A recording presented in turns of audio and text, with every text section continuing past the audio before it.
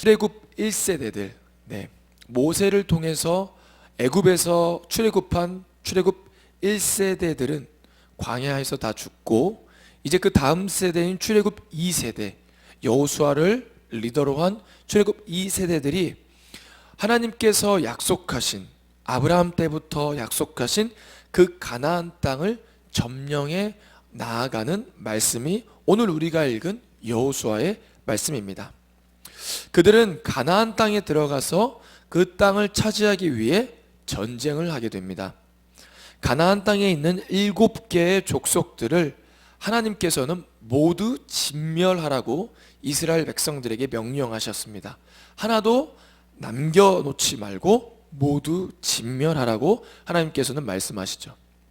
그렇게 하나님께서 가나안 족속들을 다 진멸하라고 말씀하신 이유는 바로 그들이 너무나도 주님으로부터 타락했고 하나님 앞에 가증한 행동들을 너무나도 많이 일삼았기 때문입니다.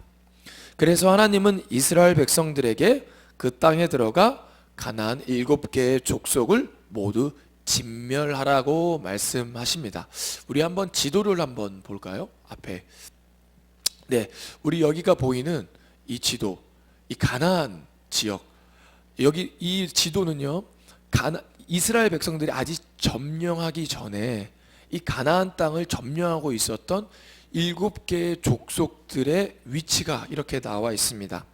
아모리 족속, 헷 족속, 여부스 족속, 브리스 족속, 가나안 족속, 기르가스 족속, 히위 족속, 이렇게 가나안 지역을 이렇게 7개의 지역으로 이렇게 다스리고 있었습니다.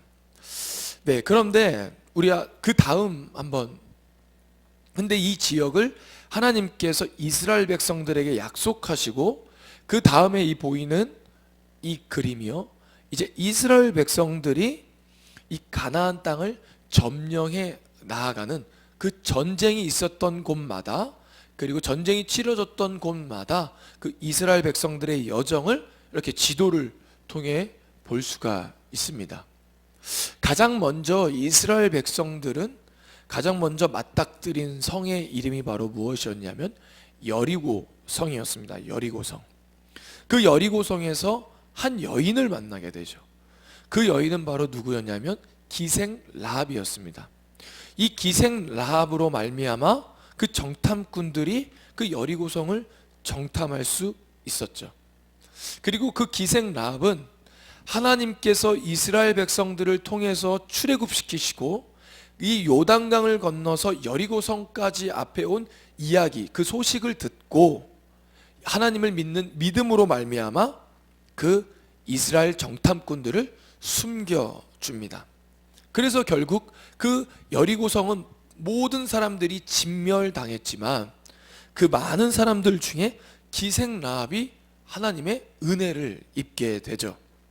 그리고 나서 다음에 한 전투가 바로 아이성 전투입니다. 이 아이성 전투에서는요, 이스라엘 백성들이 패배하게 됩니다. 하나님과 함께 하나님이 가라고 한 그 땅에 들어가고 있는데 이스라엘 백성들은 아이성 전투에서 패배하게 되죠. 여리고성에 비하면 아이성은 굉장히 작은 성이었습니다. 그렇다면 그들이 아이성 전투에서 실패한 이유는 바로 무엇이었을까요? 그렇게 실패한 이유는 다름 아니라 이스라엘 백성들 중 유대 지파에 속한 아간이라는 사람이 하나님 말씀에 불순종했기 때문입니다. 여리고성을 진멸할 때 하나도 남기지 말고 모든 것을 다 진멸하라고 말씀하셨지만 이 아간이라는 한 사람이 하나님 앞에 불순종해서 그 여리고성에서 취한 물건들을 숨겼습니다. 그래서 그것을 한 하나님 그렇게 하나님께 죄를 지음으로 말미암아 한 사람의 죄가 많은 공동체에 영향을 주고 이 아간의 죄가 이스라엘 백성들이 패배하게 되는 그러한 원인이 되었던 것이죠. 그래서 이스라엘 한 사람의 죄는 그냥 단순히 한 사람의 죄로 끝나는 것이 아니라 그 공동체의 죄가 될 수 있음을 그 죄의 엄중함을 통해서 죄의 그 엄중함을 이 여호수아 말씀을 통해서도 또 우리가 살펴볼 수 있습니다. 그리고 나서 여리고성을 지나서 아이성을 지나서 이제 이스라엘 백성들이 간 곳은 바로 기브온이라는 곳입니다. 그런데 이 기브온이라는 사람들은 또 꾀를 냅니다. 어떤 꾀를 내냐면 이 하나님께서 가나안 지역 모든 사람들을 다 진멸하라고 말씀했으니까 그 기브온 사람들은 우리가 이스라엘 백성들과 조약하기 위해서는 우리가 아주 먼 나라로부터 온 것처럼 해야 되겠다라고 그렇게 생각하고 그렇게 꾀를 내어서 이스라엘 백성들과 조약을 맺으려고 합니다.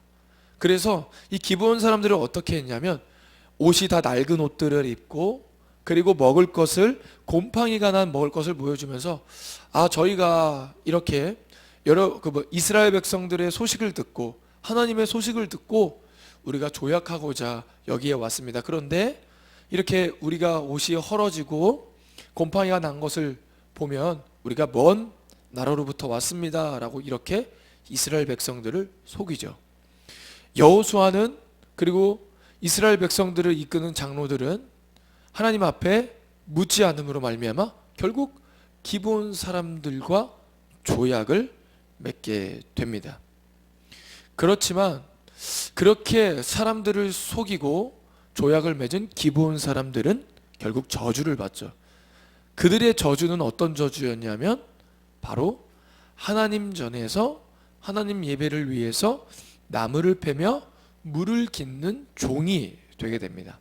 즉 그들에게는 어떻게 보면 저주라고 하지만 어떻게 보면 하나님의 은혜인 것이죠.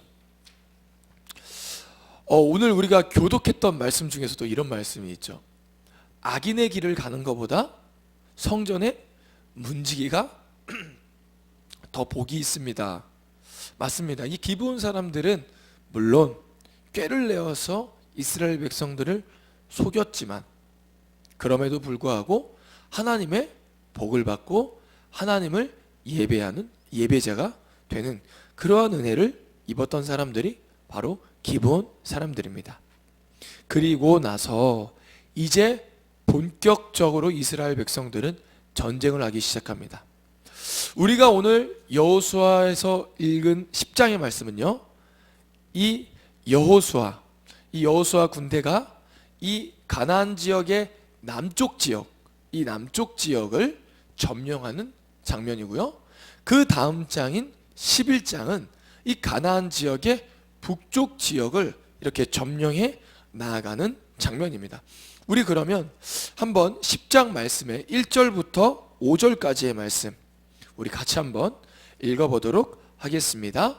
그때 여호수아가 아이를 빼앗아 진멸하되 여리고와 그 왕에게 행한 것 같이 아이와 그 왕에게 행한 것과 또 기브온 주민이 이스라엘과 화친하여 그 중에 있다 함을 예루살렘 왕 아도니세덱이 듣고 크게 두려워하였으니 이는 기브온은 왕도와 같은 큰 성읍이요 아이보다 크고 그 사람들은 다 강함이라.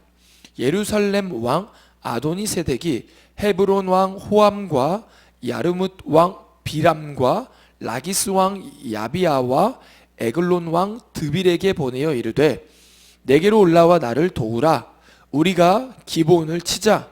이는 기브온이 여호수아와 이스라엘 자손과 더불어 화친하였음이니라 하매 아모리 족속의 5 왕들 곧 예루살렘 왕과 헤브론 왕과 야르뭇 왕과 라비스 왕과 에글론 왕이 함께 모여 자기들의 모든 군대를 거느리고 올라와 기브온에서 대진하고 싸우니라. 아멘. 기브온 사람들이 이스라엘 백성들과 조약을 맺자 주변 나라들, 가나안 지역에 있던 주변 나라들이 합세해서 이 기브온 백성들과 맞서 싸우려고 하고, 그리고 또 이스라엘 백성들은 하나님께서는 그렇게 기브온 사람들과 맞서 싸우려고 하는 그 가나안 족속들을 향해서, 그리고 이스라엘 백성들을 향해서 이렇게 말씀하십니다. 우리 8절도 같이 한번 읽어보도록 하겠습니다. 그때 여호와께서 여호수아에게 이르시되 그들을 두려워하지 말라. 내가 그들을 내 손에 넘겨주었으니 그들 중에 한 사람도 너를 당할 자가 없으리라 하신지라. 아멘. 하나님께서 이 가나안 지역의 많은 5 왕들이 이제 연합해서 기브온을 치고, 그 기브온을 치고 나서 이스라엘 백성들을 이렇게 위협하자 하나님께서는 이렇게 말씀하시죠. 여호수아에게 너 두려워하지 말아라. 내가 벌써 너희에게 그들을 넘겨 주었다. 그들 중에 너를 당할 자가 아무도 없다라고 말씀하고 있습니다. 그리고 여호수아 군대는 그 하나님의 말씀에 순종함으로 말미암아 아도니네색을 중심으로 한 5 왕과 싸움을 하게 됩니다. 전쟁을 하게 되죠. 그 말씀이 9절부터 13절의 말씀인데요. 우리 같이 한번 9절에서 13절 말씀, 여호수아 군대와 아도니세덱을 중심으로 한 5 왕과의 싸움이 어땠는지 우리 같이 한번 읽어보도록 하겠습니다. 여호수아가 길갈에서 밤새도록 올라가 갑자기 그들에게 이르니 여호와께서 그들을 이스라엘 앞에서 패하게 하심으로 여호수아가 그들을 기브온에서 크게 사륙하고 베토론에 올라가는 비탈에서 추격하여 아세가와 막게다까지 이르니라. 그들이 이스라엘 앞에서 도망하여 베토론의 비탈에서 내려갈 때에 께서 하늘에서 큰 우박 덩이를 아세가에 이르기까지 내리심에 그들이 죽었으니 이스라엘 자손의 칼에 죽은 자보다 우박에 죽은 자가 더 많더라. 여호와께서 아모리 사람을 이스라엘 자손에게 넘겨주시던 날에 여호수아가 여호와께 아뢰어 이스라엘의 목전에서 이르되 태양아 너는 기브온 위에 머무르라. 달아 너도 야랄론 골짜기에서 그리할지어다 하매 태양이 머물고 달이 멈추기를 백성이 그 대적에게 원수를 갚기까지 하였느니라. 야살의 책에 태양이 중천에 머물러서 거의 종일토록 속히 내려가지 아니하였다고 기록되지 아니하였느냐. 아멘. 하나님께서 그 이스라엘 백성들에게 이 5 왕들을 너희에게 넘겨주었다라고 이렇게 말씀을 듣고 이스라엘 백성들이 그 5 왕과 싸움을 합니다. 그런데 물론 이스라엘 백성들이 싸워 이긴, 넘어뜨린 가나안 족속들도 많지만 오늘 말씀해 보면요, 우박이 내림으로 말미암아 전쟁에서 이스라엘 백성들이 넘어뜨린 죽인 자보다 우박에 죽은 자가 더 많다라고 이야기합니다. 뿐만 아니라 태양아 머물러라, 달아 머물러라 했을 때 이스라엘 백성들이 그 원수 갚기까지 태양과 달이 머무는 그러한 초자연적인 기적까지 일어나는 것을 볼 수가 있습니다. 그래서 이스라엘 백성들이 그로 말미암아 승리를 하게 된 것이죠. 즉 이스라엘 백성들의 칼에 죽은 자보다 하나님의 능력으로 말미암아 죽은 자가 더 많은 것을 볼 수가 있습니다. 이스라엘 백성들이 전쟁에서 이길 수 있었던 이유는 바로 그 전쟁을 주님께서 주관하시고 이스라엘 백성들에게 이 5 왕들을 하나님께서 넘기셨기 때문에 여호수아 군대가 승리할 수 있었던 것이죠. 그 전쟁에 대한 결론을 14절은 이렇게 고백합니다. 여호와께서 사람의 목소리를 들으신 이 같은 날은 전에도 없었고 후에도 없었나니 이는 여호와께서 이스라엘을 위하여 싸우셨음이니라. 아멘. 그들의 승리는 바로 하나님께서 이스라엘 백성들과 함께 싸우셨기 때문에 이 이스라엘 백성들이 승리할 수 있었던 것이죠. 그저 이스라엘 백성들은 무엇을 한 것이냐면 하나님의 말씀에 순종한 것입니다. 40절은 또한 이렇게 고백합니다. 이와 같이 여호수아가 그 온 땅 곧 산지와 네겝과 평지와 경사지와 그 모든 왕을 쳐서 하나도 남기지 아니하고 호흡이 있는 모든 자는 다 진멸하여 바쳤으니 이스라엘의 하나님 여호와께서 명령하신 것과 같았더라. 아멘. 여호수아는 가나안 땅을 정복해 가는데 어떻게 나아가냐면 하나님의 말씀에 순종함으로 나아가고 있습니다. 이렇게 가나안, 오늘 우리가 읽은 10장의 말씀, 이스라엘 백성들이 남쪽 가나안 지역의 남쪽 전쟁을 하고 있을 때 내용이 바로 이와 같죠. 그저 그 전쟁은 하나님께서 그 전쟁을 넘겨주시고, 그리고 나서 여호수아는 하나님의 말씀에 순종함으로 나아감으로 말미암아 그 전쟁에서 승리하는 것을 볼 수가 있습니다. 이제 11장은 바로 여호수아가 이 가나안 지역의 북쪽 지역을 점령해 나아가는 말씀입니다. 이 북쪽 지역에 있는 이 가나안 족속들은요, 특별히 말과 전차로 무장했던 부대였습니다. 그러나 여호수아 군대는 그저 그냥 보병이었죠. 말과 전차의 부대와 보병의 부대가 싸우면 누가 이길까요? 당연히 말과 전차의 부대가 당연히 이기죠. 그러나 여호수아는 어떻게 되는지 우리 한번 7절에서 9절, 우리 한 장을 넘겨서요, 11장 7절에서 9절까지의 말씀을 같이 한번 읽어보도록 하겠습니다. 이에 여호수아가 모든 군사와 함께 메론 물가로 가서 갑자기 습격할 때 여호와께서 그들을 이스라엘 손에 넘겨주셨기 때문에 그들을 격파하고 큰 시돈과 미스르봇 마임까지 추격하고 동쪽으로는 미스바 골짜기까지 추격하여 한 사람도 남기지 아니하고 쳐 죽이고, 여호수아가 여호와께서 자기에게 명령하신 대로 행하여 그들의 말 뒷발에 힘줄을 끊고 그들의 병거를 불로 살랐더라. 아멘. 하나님께서 이스라엘 백성들에게 이 북쪽 지역 또한 넘겨주시고, 여호수아는 하나님 명령의 말씀에 순종함으로 말미암아 그 전쟁에서 승리한 것을 오늘 말씀을 통해서 알 수가 있습니다. 공통적으로 여호수아가 행했던 전쟁, 이스라엘 백성들이 했던 전쟁, 남부 지역과 북부 지역을 점령해 나아가면서 했던 전쟁을 살펴보면 공통적으로 먼저는 하나님께서 이스라엘 백성들에게 넘겨주시고, 그리고 여호수아는 하나님의 말씀에 순종함으로 말미암아 그 전쟁에서 승리하는 것을 우리가 오늘 말씀을 통해서 알 수가 있습니다. 이 전쟁을 통해서 우리에게 주는 하나님의 영적인 메시지는 무엇일까요? 이스라엘 백성들이 행했던 가나안 정복 전쟁은 칼과 창으로 싸워 이기는 전쟁이 아니라 바로 하나님 말씀에 순종함으로 이겼던 전쟁임을 오늘 말씀을 통해서 알 수 있습니다. 칼과 창이 아닌 하나님의 말씀에 순종함으로 말미암아 이스라엘 백성들은 그 하나님 앞에 하나님 말씀에 순종함으로 말미암아 전쟁에서 승리한 것이죠.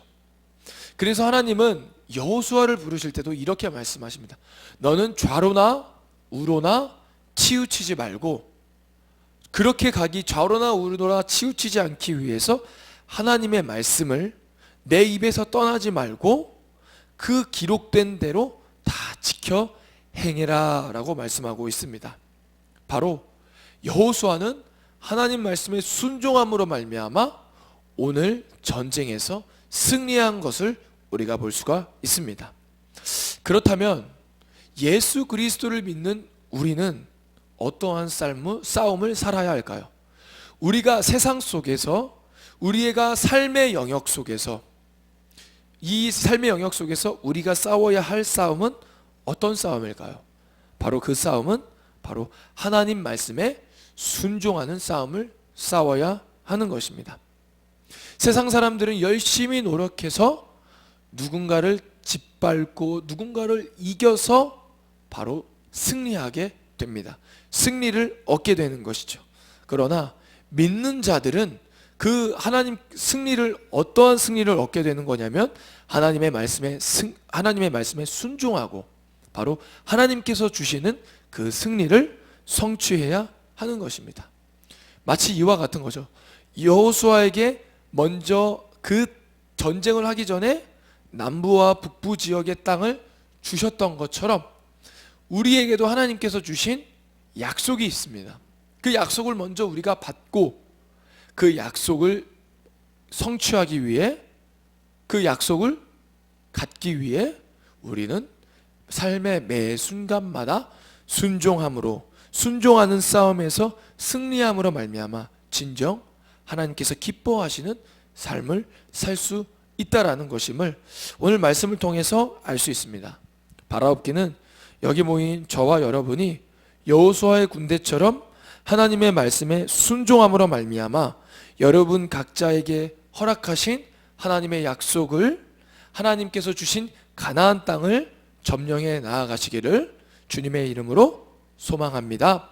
기도하겠습니다. 하나님 감사합니다. 우리가 싸워야 할 싸움은 내 옆에 있는 지체를 이기는 싸움을 싸우는 것이 아니라 바로 하나님의 말씀에 순종하기 위해서 나와 싸우고, 또 그리고 세상으로부터 오는 유혹과 죄로부터 싸워야 하는 것임을 우리가 깨달았습니다. 하나님, 우리가 삶을 살아갈 때 하나님의 말씀에 순종함으로 나아가게 하여 주시옵소서. 주님의 뜻으로 나아갈 수 있도록 매 순간마다 하나님의 말씀이 기억되어지고 떠오르게 하여 주시어서 하나님의 말씀에 순종할 수 있도록 성령께서 도와주시옵소서. 감사하며 예수님의 이름으로 기도드립니다. 아멘.